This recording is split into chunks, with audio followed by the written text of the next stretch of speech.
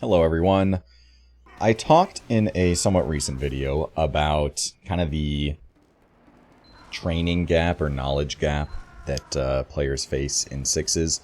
Kind of that intermediate zone where you're no longer having your hand held as a beginner, but you're not so established that you necessarily know where to look to find the information that you need to improve.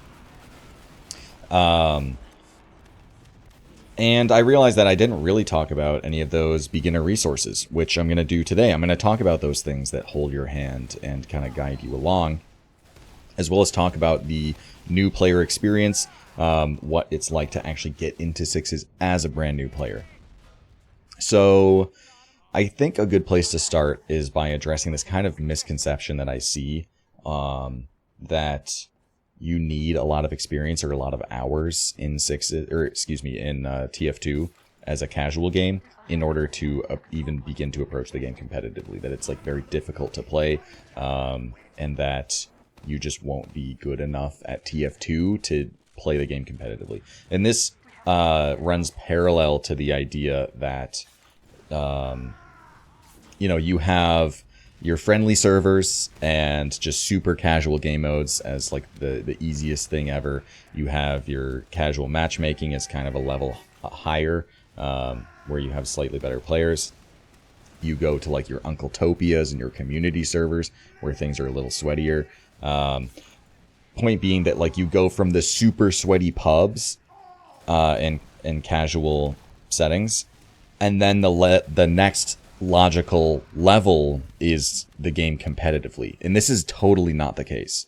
It is very much that you have the game as a casual game at whatever degree of trying or difficulty or experience that might be. And then you have your competitive game modes running parallel to that, and a lot of the time independently. So you don't need to be the super pub stomper, and you don't need to be super experienced in TF2 in general in order to be able to approach sixes. That's definitely not the case at all. There's certainly going to be some advantages to having experience in TF2, obviously. I mean, you're just going to have better movement, you're going to have better mechanics and better aim and better DM, which is going to make things a lot easier at the beginning levels. But I imagine that a lot of people who play like their first ever game of sixes just to try it out and see what's going on feel absolutely lost, and they feel like they aren't doing anything right, and it's very confusing for them. And then they just chalk that up to, oh, I probably just don't have like the TF2 experience yet to touch competitive. That's not the case. That's the experience for every new player in sixes. Like, believe me, that was the case for me as well. This is going to be diminished somewhat if you are kind of immersed in the game mode prior to playing. So if you watch a lot of like sixes players stream, for example, or you like maybe pay attention to some guides or whatnot, then it's going to be a little bit better. But sixes is just very different from a casual 12v12 environment. So there's going to be adjustments that you have to make. The big ones being, obviously, team sizes are different. The pace is a lot different. Generally, sixes is a lot faster paced. And on top of that, you have like just a different team environment to consider.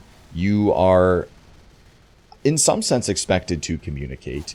Communication is very important. People need to be communicating. And you need to be listening to other people's comms and trying to play off of that and play around that and coordinate as a team. And you can understand how things like this are going to be unfamiliar. So, of course, it's going to be a little awkward. It's going to be a little bit uncomfortable as you just adjust to that. And to adjust to that is literally, I mean, the things I mentioned before, like the more you know about sixes prior is going to help a little bit, but you can study up. You can like watch all sorts of VODs and just study how people play the game. And it won't help you nearly as much as just having one half under your belt already. So it really is almost all about just exposure. at that absolute beginner basic level. It's just about getting in the server, getting your feet wet, and getting a feel for what it's actually like to play in this kind of environment, in this kind of setting. And you'll adjust quickly. But those first few halves, those first few hours of sixes are going to be really uncomfortable. They might be fun nonetheless for some people. For others, I don't know. I remember, when I first started playing, I played a little bit here and there, and then kind of just dropped sixes for like a year, and then touched it again. Stopped playing for a bit. It took me a couple iterations of kind of getting my feet wet and getting that experience to really start to enjoy it a lot. So again, your mileage may vary, I suppose. But now it's most fun game I've ever played, and by far my favorite. But anyway. So considering that getting your feet wet and just having, having your hand held to some degree, being put in a sixes match or setting where there aren't high expectations, you're playing with other inexperienced players, and you're there with the goal of just trying to get experience and trying to get exposure in the game. Since these are all very important, then it is no surprise that the beginner resources kind of reflect that. And that's what we want to talk about next, is what those beginner resources look like. I have two big ones. And again, this is region specific. These are North American resources. Of course, considering that, playing with such high ping, as I mentioned earlier, or in my last video actually, playing with high ping can be so annoying, then yeah, people tend to stick to their own regions where you have, your own things going on. But yeah, for the North American resources, big ones I recommend are, number one, Newbie Mixes. This is such a long-standing staple of North American TF2 and teaching North American TF2. And again, with a very specific purpose in mind. You try and get 12 people who have not played sixes or have played extremely little sixes into a server together. You have some coaches playing to kind of just guide their experience along. But again, it's all about just getting people in that server to where they can kind of figure out how to comm, and they can kind of figure out maybe the pace, and kind of try and figure out even what classes they might enjoy or not enjoy. And try and figure out if they even enjoy sixes to begin with, because some will and some won't, because like with anything, some people are going to enjoy things and some people won't, and that's totally fine. So it's just a very low stakes environment for people to just try things out. And it is such a long-standing staple of the North American scene that when I started playing, I was playing Newbie Mixes. So definitely check those out. They run every Friday, I think. So yeah, that's Newbie Mixes. The other resource that I tend to recommend people, which is actually somewhat recent, all things considered, only existed in like the past 3-ish years probably at this point. It's a Discord server called TF2 Coaching Central. So again, a lot of resources there. You have coaches there that you can ask questions, an entire forum to ask questions. I would recommend the forum etiquette of like looking to see if your question has already been asked before asking, which tends to be a problem on every forum that ever exists. And they also run pickup games. So again, just places to get your feet wet and try out sixes just to see if you like it in a very low stakes, low commitment environment. And yeah, those are kind of the two main beginner resources. It is really just all about that exposure for the earliest, I'm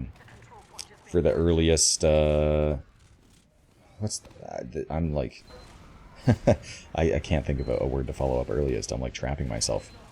For people who are extremely new, haven't played the format whatsoever, these are definite go-tos, because just trying to play some pug with people who already have maybe played like even 80 matches or something, not matches, pugs, even, which isn't that many to be honest, but even people that are just barely a level above, it's going to be way more uncomfortable than like playing with the absolute beginners and in that very guided and low stakes setting, I guess. So yeah, those are the good beginner resources. Next, I want to talk about hours. And as I've kind of alluded to earlier, you don't need many hours to play sixes whatsoever or play the game competitively. You really don't. Hours hardly matter.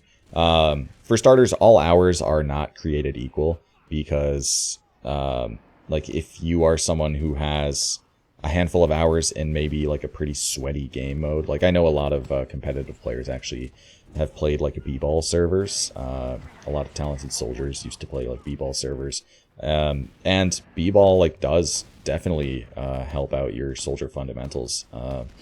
But if someone has, let's say, 2,000 hours in TF2 and they started playing competitively and put in, let's say, 50 hours, so they're pretty new, 50 hours into competitive, they are most likely going to be much worse than someone with 500 hours that ended up putting another 300 into competitive. So a player who has half as many hours as that guy with over 2,000 is still going to be better because more of their hours were put into competitive. So there's almost like how I was talking about earlier, how the game competitively and the game casually kind of run in parallel rather than the competitive scene being on top of like the skilled casual play. No, they're very much parallel, and you kind of have two sets of hours. You have the pre-competitive hours and the post-competitive hours. The pre-competitive hours matter a lot less. They still matter somewhat. Obviously, the guy with 2,000 hours is going to have a lot more knowledge on the game.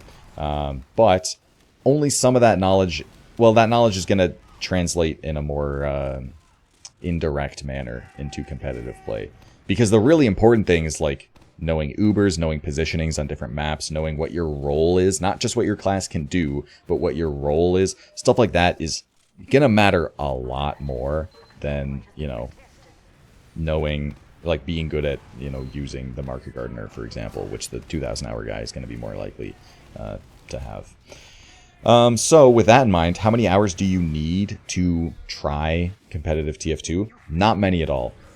I think that even disregarding hour count, as long as you know what the classes do, and as long as you know what the weapons do, roughly speaking, then you're pretty much set, because those are the basic foundations that you need to work off of. I guess knowing how the game modes work as well, but again, these are things that people figure out very, very quickly.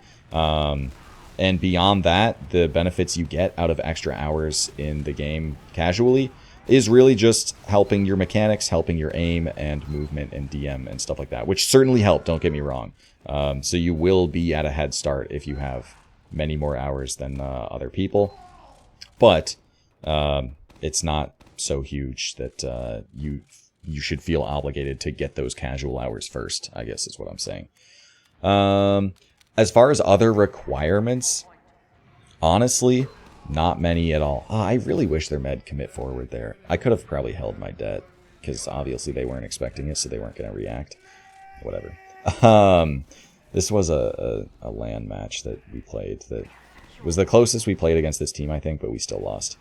What was I saying? Yeah, as far as other requirements, not many at all. I mean, as far as like stable connection and stable setup goes, that more so affects yourself and your own enjoyment than anything else. You're going to be a lot stronger if you... or it's going to be a lot more fun when you aren't stuttering every 2 seconds, which is in no small part one of the reasons why I took like multiple breaks from this game. But other than that, like having a mic is, I would consider kind of a requirement, because communication is just really important, and you should, like, even if for your Newbie Mixes games or whatever you can't comm or something like that, if you are going to play the game more and take it seriously, then a mic and something and communicating is something you just will have to do. That's just such an important part of winning, and again, still a competitive game mode, you're still trying to win. Outside of that, though, really very little. Yeah, it's very, very easy to get into sixes, in my opinion, in the sense that you don't need these crazy number of hours or crazy amounts of experience. You just need to accept the fact that it's gonna be really uncomfortable for the first few halves, because it's very different. than TF2 casually. It's a different experience, and that just takes some adjustment and some exposure. And once you get past that, then you're off to the races, I guess.